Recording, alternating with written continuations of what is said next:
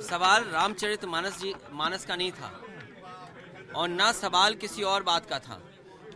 मैंने कई मौकों पर कहा कि समाजवादी पार्टी भगवान विष्णु और उनके जितने भी अवतार हैं उन सब भगवानों को मानती है। और जो सवाल उठा था वो ये था कि अगर आप गंगा जल से मुख्यमंत्री आवास को धोएंगे और पूजा पाठ करने के लिए रोकेंगे, तो गोमती के किनारे जो पूजा पाठ के लिए संतों ने बुलाया था, जब मैं वहां पहुंचा तो नहीं मुझे जाने दिया। वो इसीलिए नहीं जाने दिया कि आप शुद्ध की कैटेगरी में आते हैं और शुद्ध की कैटेगरी में आते हैं, इसीलिए नहीं आने दिया। आपने सदन में अमर्यादित भाषा को लेकर जो मुख्यमंत्री ने टिप्पणी की थी उस पर भी सवाल खड़ा किया। देखिए, वो सरकार को किसी रिपोर्ट, किसी फर्जी न्यूज को नहीं दिखाना चाहिए और उसमें विशेषाधिकार बनता है मुख्यमंत्री जी के खिलाफ भी।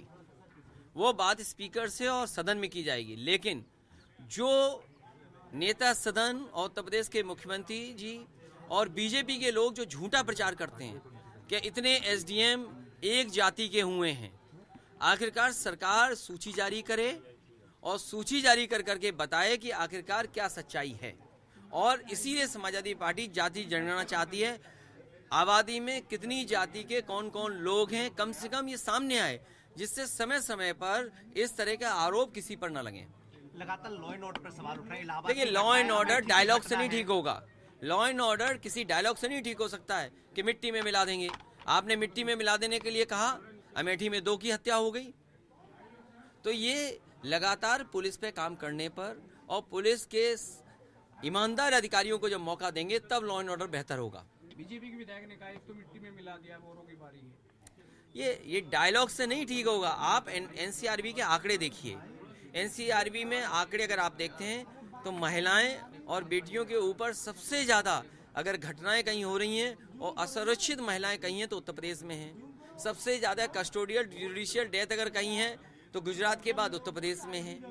और दंगा से लेकर के और जो घटनाएं हैं, लूट की, छिनैती की, इस तरह की जो घटनाएं, वो भी उत्तर प्रदेश में लगातार बढ़ती चली जा रही हैं। और जीरो टॉलरेंस करप्शन के लिए अगर कहते हैं तो पुलिस वसूल रही है पैसा। कई घटनाएं सुनने में आती हैं पैसा वसूल रहे हैं। और जहां माँ बेटी को प्रशासन जला दे, सरकार चुप हो, अगर उनके परिवार का कोई सदस्य न्याय मांगने जाता है तो उसको सर्दी में नंगा कर दें, ये कहाँ का न्याय है। और फिर बलवंत सिंह की कस्टोडियल डेथ हुई, सरकार ने कहा 1 करोड़ मदद करेंगे। वहाँ के सांसद जो बीजेपी के, उन्होंने कहा हम इतने करोड़ की मदद कराएंगे, सरकारी नौकरी देंगे। क्या उस बलवंत सिंह की पत्नी को सरकारी नौकरी दे दी, 1 करोड़ की मदद कर दी। आज अमेठी में जो जान गई हैं और इससे पहले भी जान गई हैं, ट्रिपल मर्डर हुआ था, क्या उनके परिवारों के सदस्यों को सरकारी नौकरी सरकार देगी? क्या 1-1 करोड़ मुआवजा सरकार देगी? तो ये डायलॉग से नहीं होगा ठीक।